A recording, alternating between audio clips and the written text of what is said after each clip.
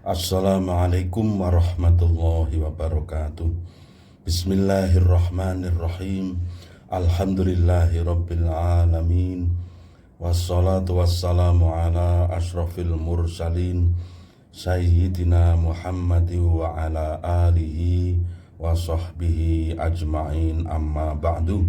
Mitra Persada FM yang dirahmati Allah, kita bersyukur masih diberi kesehatan, masih diberi usia, dan masih diberi kesempatan oleh Allah untuk melakukan kebaikan-kebaikan.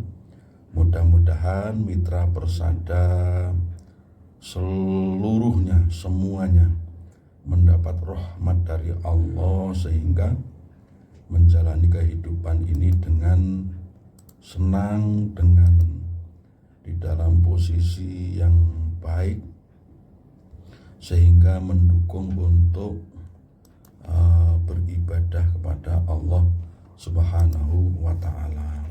Mitra Persada, kita hari ini bersama-sama mempelajari firman Allah di dalam kitab suci Al-Quran. Kita akan membahas harta dalam pandangan Al-Quran dan Al-Hadis. Jadi harta dalam pandangan Islam itu bagaimana? Itu adalah salah satu penafsiran dari surat An-Nahl ayat 71. Kita bacakan tafsir Al-Jalalain surat An-Nahl ayat 71. A'udzu billahi minasyaitonir rajim. Bismillahirrahmanirrahim. Wallahu faddala ba'dakum ala ba'din fir rizq.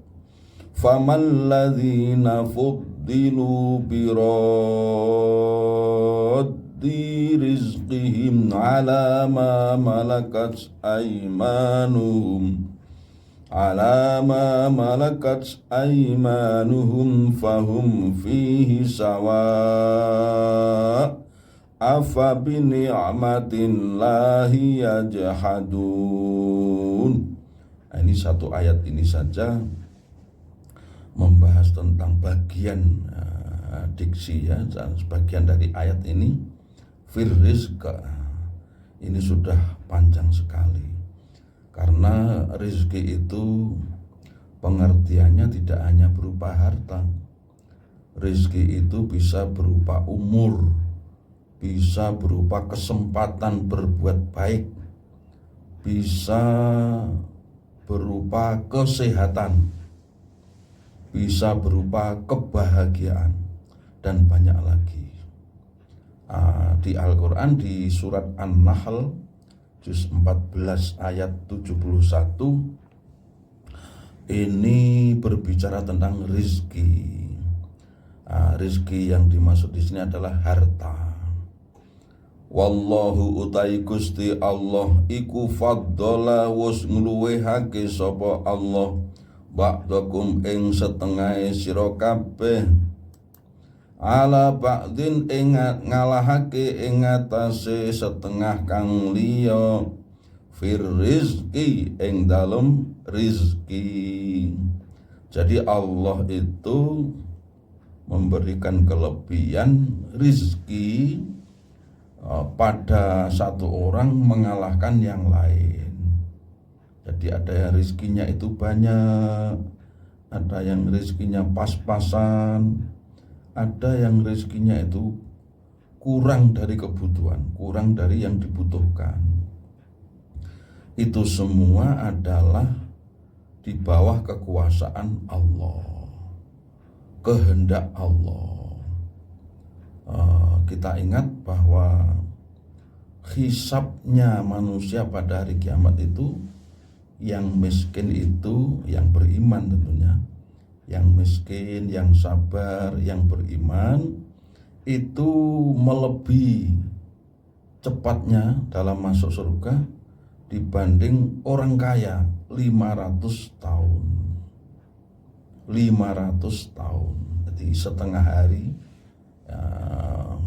Wa innal yauma inda rabbikum alfasanatim mimma ta'udun. Wa inna yaumam, jadi satu hari di sisi Allah itu pada hari kiamat itu ada 1000 tahun untuk hitungan dunia. Nah, kalau setengah hari ya setengahnya 1000 tahun berarti 500 tahun. Syaratnya yang mendahului orang kaya tadi masuk surga adalah orangnya bersabar. Orang miskin yang bersabar itu juga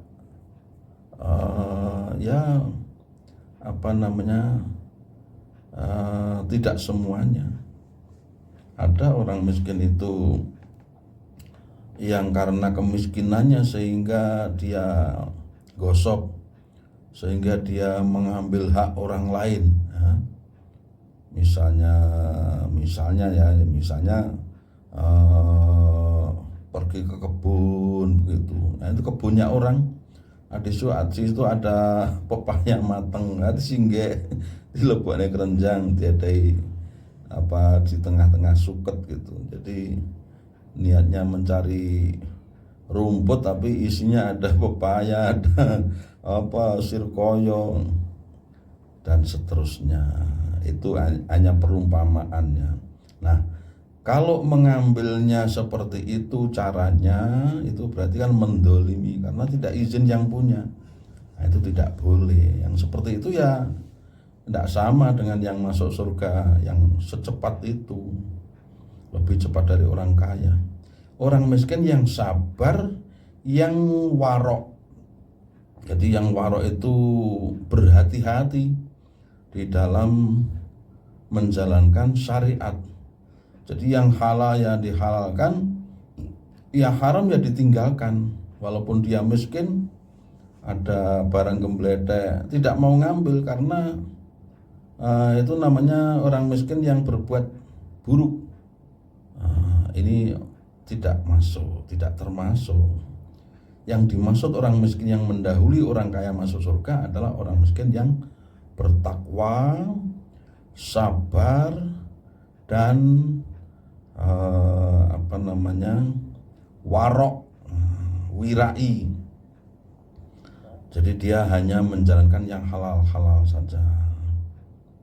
Mitra persada, Allah melebihkan sebagian di antara kita di dalam urusan rezeki. Kanjeng Nabi Sallallahu Alaihi Wasallam menjelaskan bahwa rezeki yang baik itu adalah rezeki yang ada pada orang yang soleh. Jadi sebaik-baik harta adalah harta yang ada pada orang yang soleh. Kalau ada kelebihan, dia sebagian diberikan pada orang yang membutuhkan. Berarti orangnya soleh, tidak hanya dipegang saja. Kemudian hartanya kalau sudah 1 nisab dia zakati, berarti kan orangnya soleh.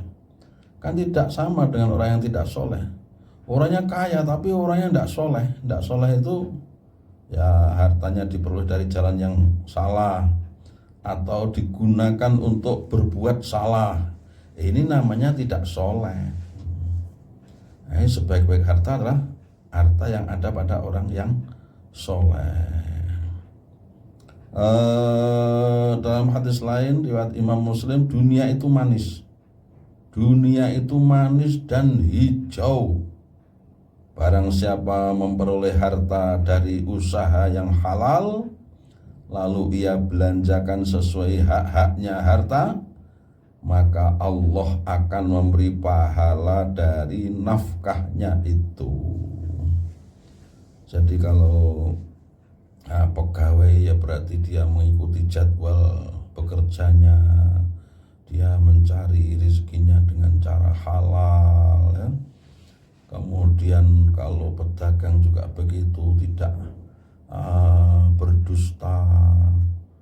Petani juga memperoleh harta pengairannya tidak karena mendolimi orang, kan ada saja ya, karena demi tanamannya supaya tumbuh dengan baik, dia mencuri air itu bukan haknya.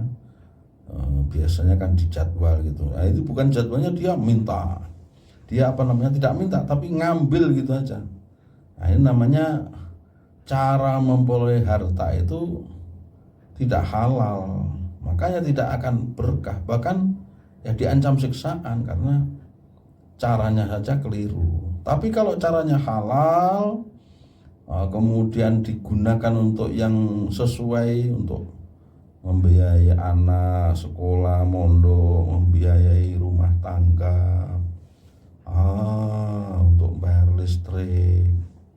listriknya digunakan untuk yang baik-baik, maka akan mendapatkan pahala.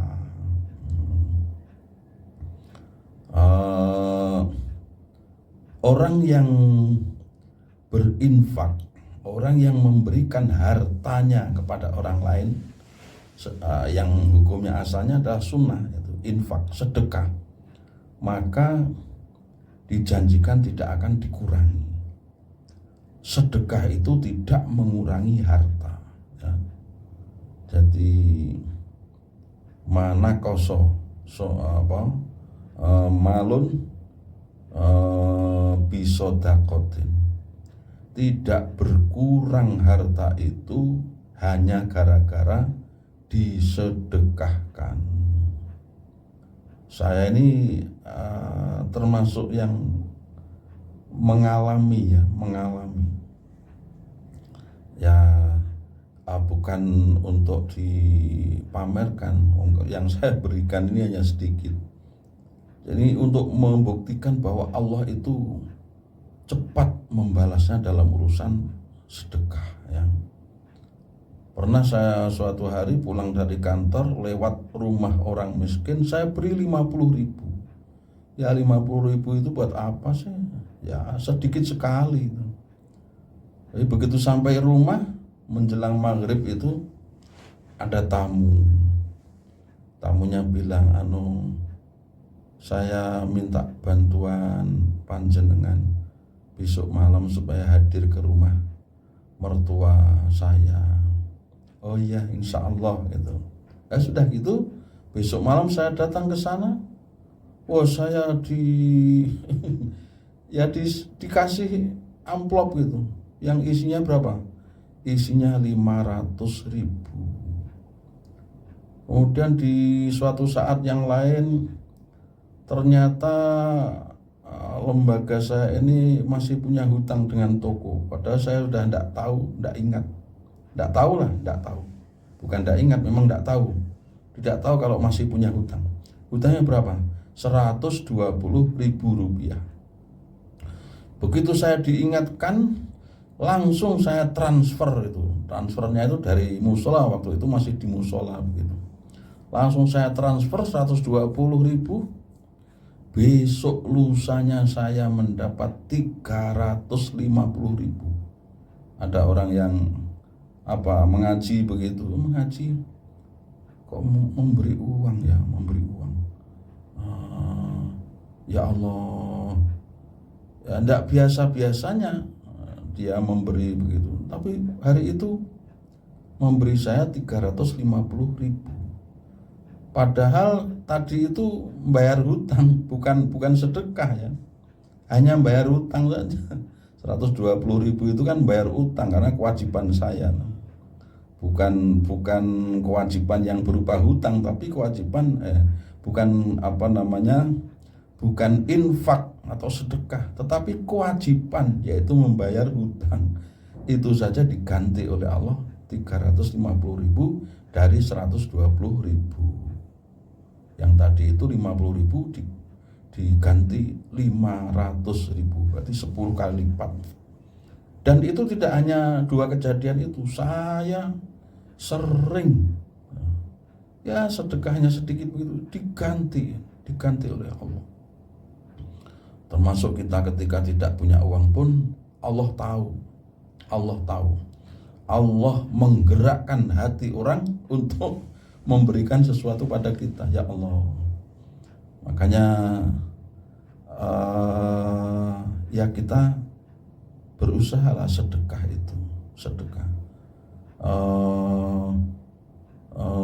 Saya pernah lagi ngasih 50.000 gitu.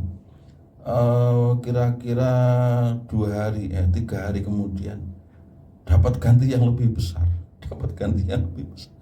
Masya Allah, janji Allah itu man dzalladzi yuqridullaha qardan hasanan fayudha'ifahu lahu adhafan katsira. Jadi siapa yang memberi pinjaman kepada Allah, pinjaman yang baik, itu bukan Allah itu butuh pinjaman, tapi maksudnya siapa yang beramal sedekah di sisi Allah, maka akan diganti dengan dengan ganti yang berlipat-lipat. Ini di surat Al-Baqarah ya. Wallahu yaqbidu wa yabsutu wa ilaihi turja'un. Allah itu yang menyempitkan dan melapangkan, dan kepadanya kembali semua urusan. Mitra persada, jadi di antara manusia ini ada yang hartanya itu banyak, rizkinya berupa harta itu ada yang banyak, ada yang kekurangan.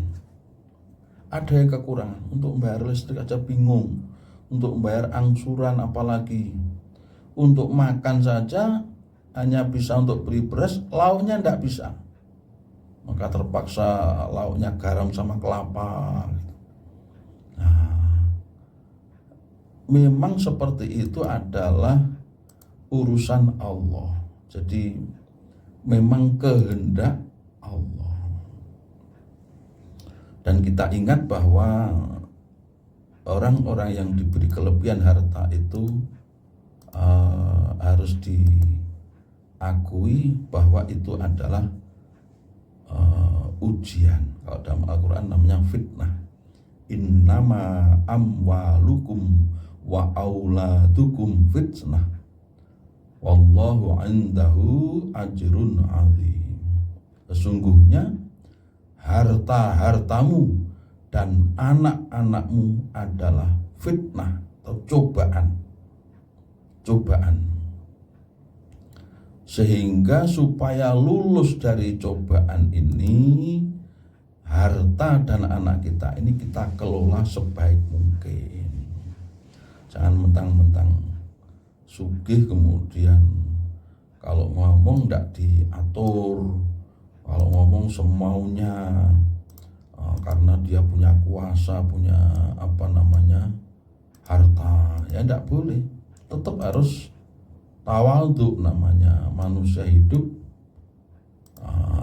harus selalu tawadhu, karena harta itu adalah titipan dari Allah. Orang yang diberi titipan itu ya seharusnya baik begitu. Baik itu misalnya tidak menyakiti sesama. Ini dalam masalah harta betul-betul ujian ya. Ujian. Siapa yang tidak berhasil dalam ujian, maka harta itu akan menjadi laknat, akan menjadi bahan siksaan kita. Suatu hari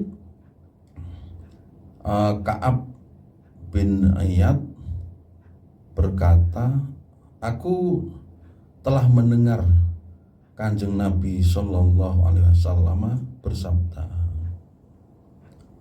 sesungguhnya setiap umat itu ada fitnahnya, ada ujiannya, dan fitnah bagi umatku, ini sabda Nabi, dan fitnah bagi umatku adalah masalah harta. Jadi kalau kita ingat hadis ini, kita yang punya harta ini ya supaya berhati-hati, karena harta itu adalah ujian, bahkan ujiannya umat Kanjeng Nabi Muhammad Sallallahu Alaihi Wasallam. Kanjeng Nabi itu tidak khawatir dengan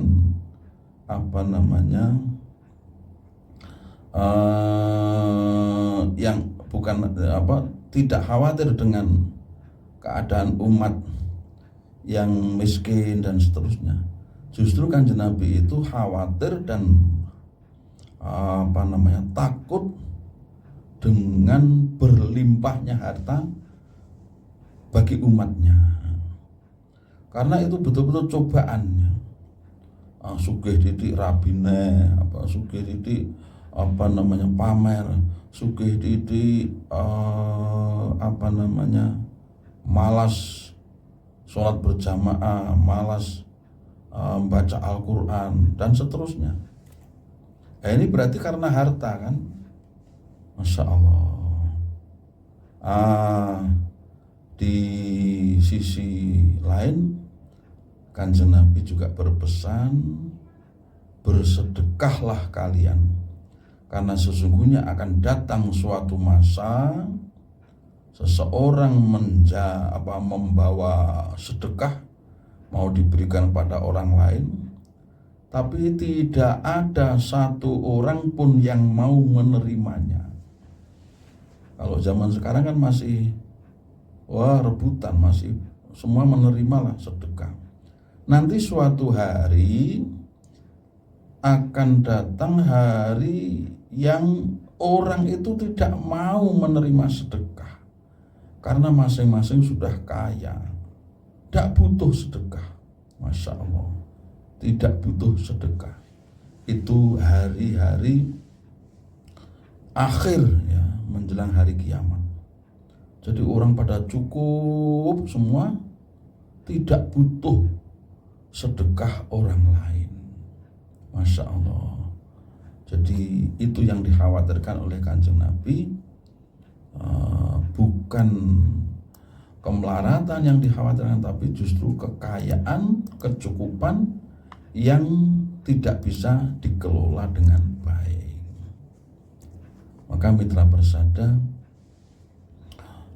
kita harus mencari harta dengan baik, kita harus mengelolanya dengan baik. Kanjeng Nabi juga bersabda, suatu saat akan datang waktu di mana manusia tidak peduli lagi dengan cara menghasilkan harta, apakah dengan cara halal atau dengan haram. Mereka tidak peduli, yang penting dapat harta, yang penting mendapatkan harta. Kadang-kadang kan kita mendengar ya orang bilang, oh yang haram aja susah, apalagi yang halal gitu.